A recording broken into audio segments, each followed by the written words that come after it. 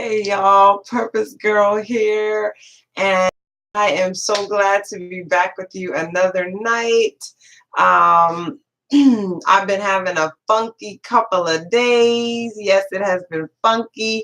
I've been in a little bit of a funk, but I'm willing myself to not succumb to it, to not get stuck in it, and I love God. I love the way he does his thing. Like he is so intentional and so sweet. Just like any lover that does sweet things.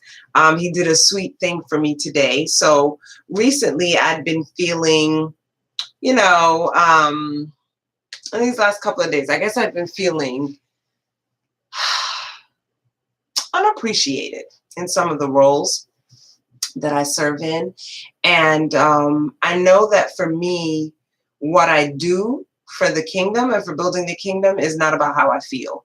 So even when I don't feel appreciated or I don't feel like doing it, I still get up and I do it anyway, because I would hate for God to not feel like keeping me and then not doing it just because he felt like it. And so I don't, and he's such a good God that I try not to base what I do for him and my obedience to him and my faithfulness to what he's called me to do on how I feel. Especially also because faith is not about what your senses see, hear, taste, touch, feel. It's about believing what God has said to be true. And so, but anyway, recently I've been feeling a little unappreciated, and it's ironic because I'm in this 21-day challenge about gratefulness and being mindful of your blessings and really kind of just locking in to what you are grateful for. And at the same time as I was doing that and willing myself to do that, I was feeling like, in different areas of my life, maybe no one was feeling grateful for me or for my ministry. And October is Pastor Appreciation Month, and October came around and went. But my school had been brewing this since October, and they presented me with it today, and it was, I didn't need it in October. That's the designated month, and that's when you should appreciate, when they have these months, Mother's Day, Father's Day, but really you should be appreciating people all year long. But I didn't need it in October the way I needed it now. And it's very vulnerable to even say I needed that. But when they presented it to me, I was, thank you so much. And this is the kicker, that it just says, thank you. And this is what I've been trying to do all these, thus far in this 21-day challenge, is be very specific. Thank you, so-and-so, for XYZ. And so they say, thank you, Mrs. Loveday. And all around it, they've signed it with different things that they are thankful for concerning my ministry and myself. And it was what I needed. I don't know that it's going to pull me out of my funk, but I know that it's God just being so sweet to me to give me a signal that, yeah, you're still on the right track, baby girl. You're still doing everything that I want you to do. You're still making an impact. Because I don't think feeling unappreciated was the full breadth of it. I think there were layers to it. And one of the layers was, am I really impacting? And when you work with youth, that can often be the case where, they're like, I know emotion, they're not smiling, they're not doing anything, but you are getting through. And that's something I have to remind myself and tell myself all the time. You may not see it now, but you're planting seeds for the long term. And so this was a little bit of, it was encouragement for me today, and it was a thank you to me. And so I was grateful for that because it was needed today. And as I began to read the impact, it really did touch me, and people who I, young people who I didn't think even cared if I was around. They wrote personal messages, not just, hey, thank you, but personal messages. And so it was cool.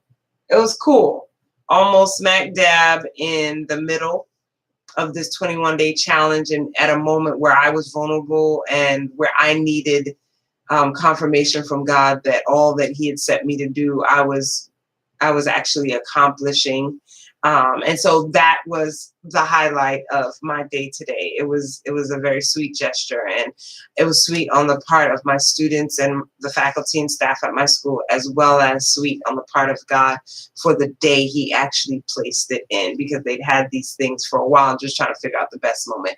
So I'm really, really super excited about the fact that God is saying, when you say thank you to others, you are on the right track, and you know that because the way it feels to you when someone tells you thank you for a specific thing that you've done. So who are you thanking? If you're on right now, let me know. Who are you thanking? Who are you, who are you grateful for? What ministries are pouring into you and helping you with personal growth? And also, how are you internalizing this forgiveness that we've been talking about? Before I get into that, I did some deep breathing today, and I'm telling you, this thing is life-changing. When I remember to do it, it really does ground me and root me, and it just gives me the opportunity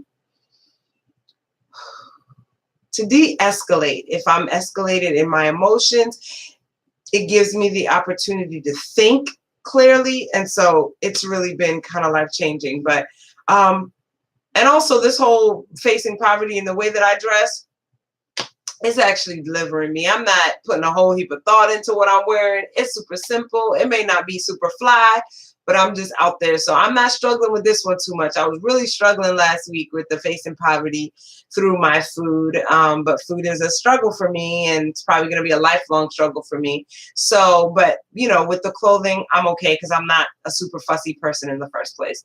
But how are you doing? Have you decided to face poverty? Are you taking transportation, public transportation, or are you dressing drab? What are you doing to face poverty, to empathize with people who don't have the choices that we have, who don't have the blessings that we have, who don't have the resources that we have? What are you doing, and how are you internalizing that? Now, that we're up to step 3 now. Tonight is step 3 in the process of forgiveness. And tonight's step is a really important step, and it's something that really resonates with me, because I have experience with with this actual step. So step 3 in the process of forgiveness is to pray for the person, pray for yourself, and pray for the situation. And I just want to talk a little bit about praying for the person, because not everybody necessarily knows what that means, or praying for the situation. A lot of times when I would come up on a hard situation where someone hurt me or was doing something that was annoying me, bothering me, hurting me, betraying me, mistreating me, I would pray on that person. I would pray, God, I need you to move them out my way. God, I need you to shut this down. I need you to stand up for me, God. I need you to fight this battle. I need you to block these bammers. Like, I need you, God. And there is a place for praying for God's protection, for Him to fight for you. There is a place for that. But every situation we run into is not the place for that. And what I realized is, praying for people is very different than praying on people. And when I pray for people, it takes on a completely different turn. What do I mean? I mean, when I'm praying on somebody, I just want them out my space. I want God to handle it. I'm not fooling with them no more. But when I'm praying for someone, then that gives God the opportunity to help me understand that person. And while I am praying and God is talking to me about that person, I am gaining insight into who they are, what their struggles are, and why they may be behaving in the way that they are behaving.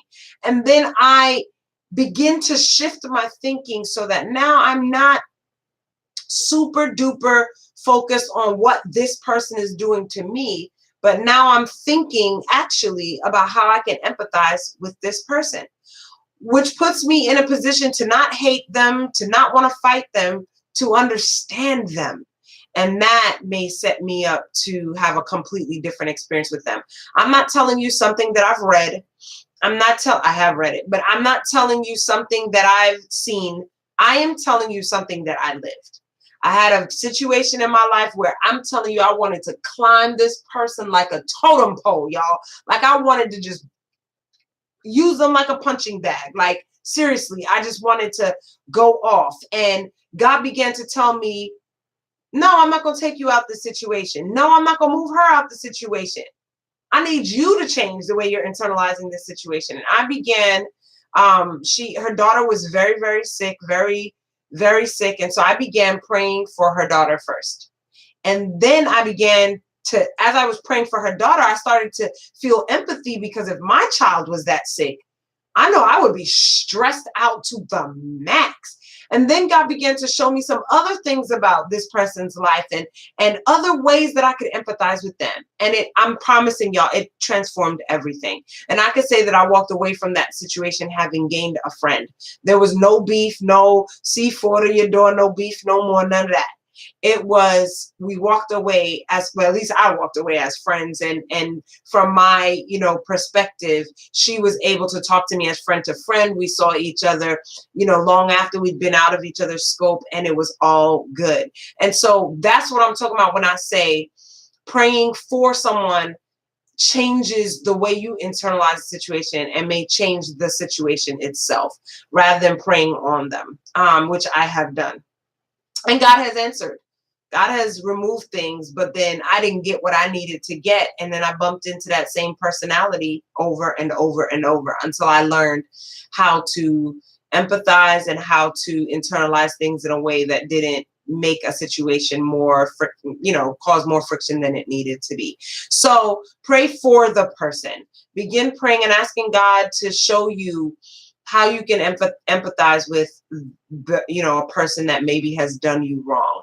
That doesn't mean you're excusing their behavior or excusing their hurt, but you're trying to understand them and internalize things a little bit differently.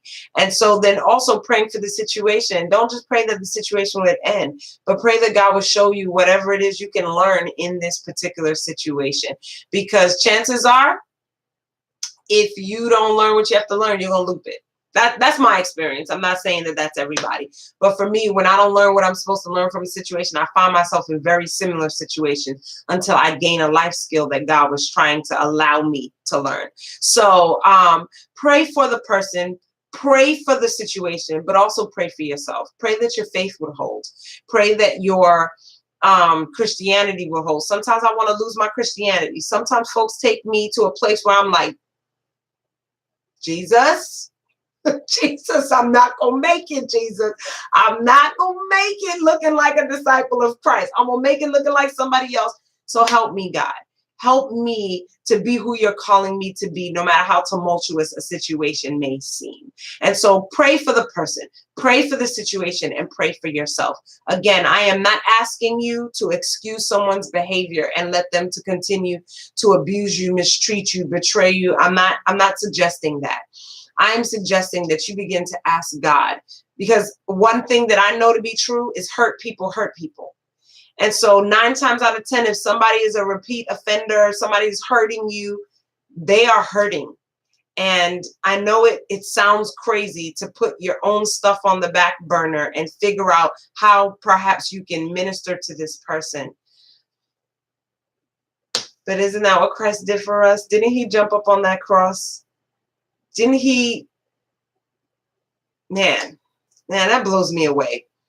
He didn't have to get on that cross, but he decided to mediate and to deal with our stuff, even though he was all good. He didn't have to put himself in the middle of that, but he did that. And I believe that God is calling us to be a people who, in forgiving, we learn how to, one, Acknowledge the infraction. Who did it? What did they do? Step 2, acknowledge the emotions that caused. What is that making me feel? How is that altering my life? How is that changing my behavior? What is that doing to me on the inside of me? Being honest with yourself. How is this infraction hurting me? Knowing that sometimes hurt masquerades as anger, but what am I really feeling? And step 3, praying for the person, the situation, and for yourself. And I believe that as you move through these steps, if you try them, I believe it because it's worked for me. And, I've really been gaining the skill of learning how to forgive the unforgivable. And it's been life changing for me. I don't know about the person I forgave. I don't know how they're internalizing it because it's for me. It is for me. And it has been a blessing and it has set me free in so many ways. So remember, from you, girl, from Purpose Girl, from Purpose Girl to you, girl, you are free. Now stay free. Have a good night, everyone.